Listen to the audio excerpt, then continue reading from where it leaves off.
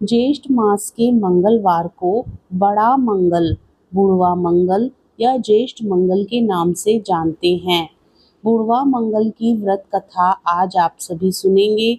बुढ़वा मंगल व्रत कथा को सुनने से व्यक्ति की हर मनोकामना पूर्ण होती है। इस दिन हनुमान जी की पूजा करने से जीवन की सभी दुख तकलीफें दूर हो जाती हैं। आप आज से प्रत्येक मंगलवार को बुढ़वा मंगलवार की व्रत कथाएं सुनेंगे। बुढ़वा मंगल व्रत कथा के अनुसार महाभारत काल में एक बार भीम श्वेत कमल की तलाश में गंधमादन पर्वत पर चले गए। वहां उन्होंने एक बूढ़े वानर को रास्ते में लेटे हुए देखा और उससे अपनी पूंछ हटाने के लिए कहा। हनुमान जी ने कहा कि यदि तुम ताकतवर हो तो तुम ही हटा दो। भीम ने अपनी पूरी शक्ति से पूंछ हटाने का प्रयास किया लेकिन नहीं हटा पाया। भीम का घमंड चूर चूर हो गया। जब यह घटना घटी थी तब मंगलवार था, इसलिए इस मंगलवार को बुढ़वा मंगलवार कहा जाता है। अब सुनिए मंगलवार की दूसरी व्रत कथा। इस कथा को सुनने से हर मनोकामना पूर्ण होती है। प्रेम से बोलिए बजरंगबली हनुमान की जय। एक बार की बात है, व्यास जी ने कहा, एक बार नैमिषारण्य तीर्थ में 80,000 मुनि एकत्र होकर पुराणों के ज्ञाता श्री सूत जी से पूछने लगे, हे महामुने, आपने हमें अनेक पुराणों की कथा सुनाई है। अब कृपा करके हमें ऐसा व्रत और कथा बताएं जिसके करने से संतान की प्राप्ति हो तथा मनुष्यों को रोग शोक अग्नि सर्व दुख आदि का भय दूर हो, क्योंकि कलयुग में सभी जीवों की आयु बहुत कम है।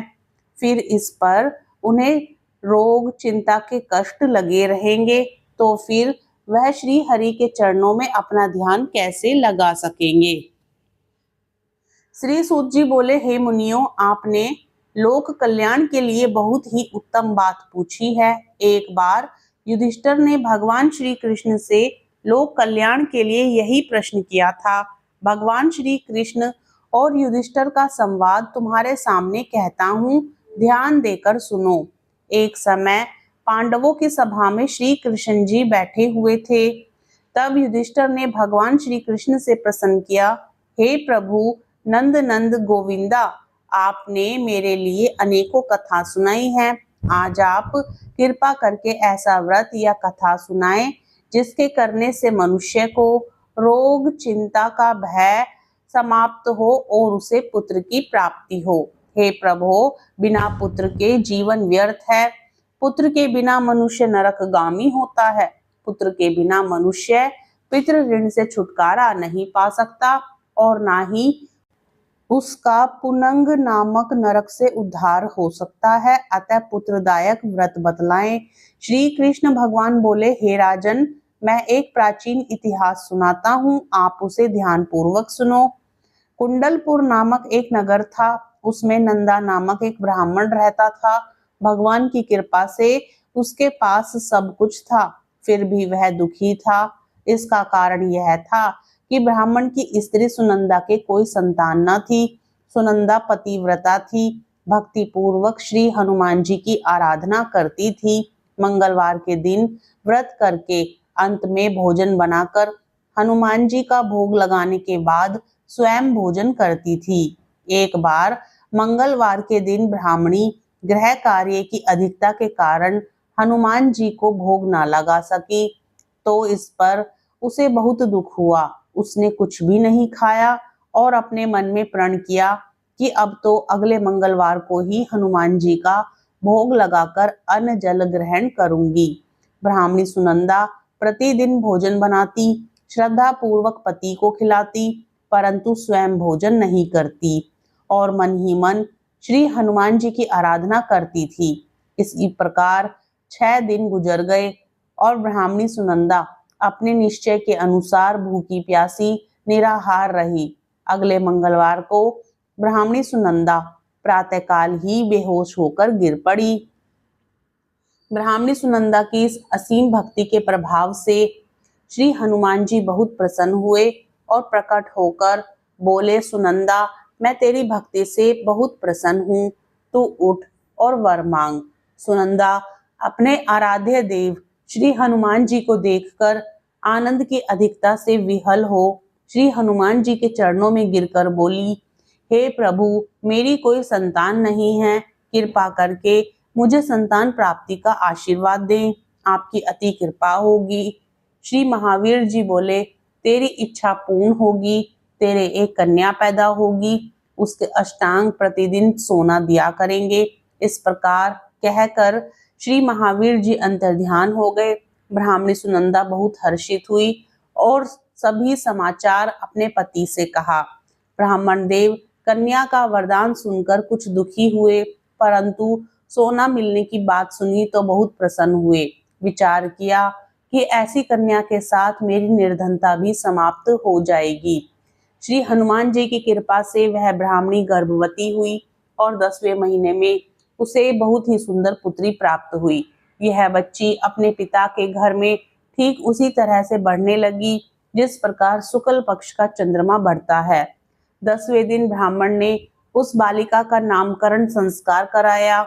उसके कुल पुरोहितों ने उस बालिका का नाम रत्नावली रखा, क्योंकि यह कन्या सोना प्रदान किया करती थी। इस कन्या ने पूर्व जन्म में बड़े ही विधान से मंगल देव का व्रत किया था। रत्नावली का अष्टांग बहुत सा सोना देता था। उस सोने से नंदा ब्राह्मण बहुत ही धनवान हो गया। अब ब्राह्मणी भी बहुत अभिमान करने लगी थी। समय बीतता रहा। अब रत्नावली 10 वर्ष की हो चुकी थी। एक दिन जब नंदा ब्राह्मण प्रसन्नचित्त था, तब सुनंदा ने अपने पति से कहा, मेरी पुत्री रत्नावली विवाह के योग्य हो गई है, अतः आप कोई सुंदर तथा योग्य वर देखकर इसका विवाह कर दें। यह सुन ब्राह्मण बोला, अभी तो रत्नावली बहुत छोटी है। तब ब्राह्मणी बोली, शास्त्रों की आज्ञा है कि कन्या 8वें वर्ष में गौरी, 9 वर्ष में रोहिणी, 10वें वर्ष में कन्या, इसके पश्चात रजस्वला हो जाती है। गौरी के दान से पाताल लोक की प्राप्ति होती है, रोहिणी के दान से बैकुंठ लोक की प्राप्ति होती है, कन्या के दान से इंद्र लोक में सुखों की प्राप्ति होती है। अगर हे पतिदेव रजस्वला का दान किया जाता है तो घोर नरक की प्राप्ति होती है। इस पर ब्राह्मण बोला, अभी तो रत्नावली मात्र 10 वर्ष की ही है और मैंने तो 16-16 साल की कन्याओं के विवाह कराए हैं, अभी जल्दी क्या है। तब ब्राह्मणी सुनंदा बोली, आपको तो लोभ अधिक हो गया लगता है। शास्त्रों में कहा गया है कि माता पिता और बड़ा भाई रजस्वला कन्या को देखते हैं तो वह अवश्य ही नरकगामी होते हैं। तब ब्राह्मण बोला, अच्छी बात है, कल मैं अवश्य ही योग्य वर की तलाश में अपना दूत भेजूंगा। दूसरे दिन ब्राह्मण ने अपने दूत को बुलाया और आज्ञा दी कि जैसी सुंदर मेरी कन्या है वैसा ही सुंदर वर उसके लिए तलाश करो। दूत अपने स्वामी की आज्ञा पाकर निकल पड़ा। पंपई नगर में उसने एक सुंदर लड़के को देखा। यह बालक एक ब्राह्मण परिवार का बहुत ही गुणवान पुत्र था। इसका नाम सोमेश्वर था। दूत ने इस सुंदर व गुणवान ब्राह्मण पुत्र के बारे में अपने स्वामी को पूर्ण विवरण दिया। ब्राह्मण नंदा को भी सोमेश्वर अच्छा लगा और फिर शुभ मुहूर्त में विधि पूर्वक कन्यादान करके ब्राह्मण ब्राह्मणी संतुष्ट हुए। परंतु ब्राह्मण के मन में तो लोभ समाया हुआ था। उसने कन्यादान तो कर दिया था पर बहुत खिन्न भी था। उसने विचार किया कि रत्नावली तो अब चली जाएगी और मुझे इससे जो सोना मिलता था वह अब नहीं मिलेगा। मेरे पास जो धन था कुछ तो इसके विवाह में खर्च हो गया और जो शेष बचा है वह भी कुछ दिनों के पश्चात समाप्त हो जाएगा। मैंने तो इसका विवाह करके बहुत बड़ी भूल कर दी है। अब कोई ऐसा उपाय हो कि रत्नावली मेरे घर में ही बनी रहे, अपनी ससुराल ना जाए। लोभ रूपी राक्षस ब्राह्मण के मस्तिष्क पर छाया जा रहा था। रात भर अपनी शैया पर बेचैनी से करवटें बदलते बदलते उसने एक बहुत ही क्रूर निर्णय लिया। उसने विचार किया कि जब रत्नावली को लेकर उसका पति सोमेश्वर अपने घर के लिए जाएगा तो वह मार्ग में छिपकर सोमेश्वर का वध कर देगा और अपनी लड़की को अपने घर ले आएगा, जिससे नियमित रूप से उसे सोना भी मिलता रहेगा और समाज का कोई मनुष्य उसे दोष भी नहीं दे सकेगा। प्रातःकाल हुआ तो नंदा और सुनंदा ने अपने जमाई तथा लड़की को बहुत सारा धन देकर विदा किया। सोमेश्वर अपनी पत्नी रत्नावली को लेकर ससुराल से अपने घर की तरफ चल दिया। ब्राह्मण नंदा महालोभ के वशीभूत हो अपनी मति खो चुका था। पाप पुण्य का उसे विचार ना रहा था। अपने भयानक व क्रूर निर्णय को कार्य रूप देने के लिए उसने अपने दूत को मार्ग में अपने जमाई का वध करने के लिए भेज दिया था, ताकि रत्नावली से प्राप्त होने वाला सोना उसे हमेशा मिलता रहे और वो कभी निर्धन ना हो। ब्राह्मण के दूत ने अपने स्वामी की आज्ञा का पालन करते हुए उसके जमाई सोमेश्वर का मार्ग में ही वध कर दिया। समाचार प्राप्त कर ब्राह्मण नंदा मार्ग में पहुंचा और रुदन करती अपनी पुत्री रत्नावली से बोला, हे पुत्री, मार्ग में लुटेरों ने तेरे पति का वध कर दिया है। भगवान की इच्छा के आगे किसी का कोई वश नहीं चलता। अब तू घर चल, वहां पर ही रहकर शेष जीवन व्यतीत करना। जो भाग्य में लिखा है वही होगा। अपने पति की अकाल मृत्यु से रत्नावली बहुत दुखी हुई। करुण क्रंदन व रुदन करते हुए अपने पिता से बोली, हे पिताजी, इस संसार में जिस स्त्री का पति नहीं है उसका जीना व्यर्थ है। मैं अपने पति के साथ ही अपने शरीर को जला दूंगी और क्षति होकर अपने इस जन्म को माता पिता के नाम को तथा सास ससुर के यश को सार्थक करूंगी। ब्राह्मण नंदा अपनी पुत्री रत्नावली के वचनों को सुनकर बहुत दुखी हुआ। विचार करने लगा, मैंने व्यर्थ ही जमाई वध का पाप अपने सिर लिया। रत्नावली तो उसके पीछे अपने प्राण तक देने को तैयार है। मेरा तो दोनों तरफ से मरण हो गया। धन तो अब मिलेगा नहीं। जमाई वध के पाप के फलस्वरूप यम यातना भी भुगतनी पड़ेगी। यह सोचकर वह बहुत खिन्न हुआ। सोमेश्वर की चिता बनाई गई। रत्नावली सती होने की इच्छा से अपने पति का सिर अपनी गोद में रखकर चिता में बैठ गई। जैसे ही सोमेश्वर की चिता को अग्नि लगाई गई, वैसे ही प्रसन्न हो मंगलदेव वहां प्रकट हुए और बोले, हे रत्नावली, मैं तेरी पति भक्ति से बहुत प्रसन्न हूँ, तू वर मांग। रत्नावली ने अपने पति का जीवन दान मांगा। तब मंगलदेव बोले, रत्नावली, तेरा पति अजर अमर है, यह महाविद्वान भी होगा और इसके अतिरिक्त तेरी जो इच्छा हो वर मांग।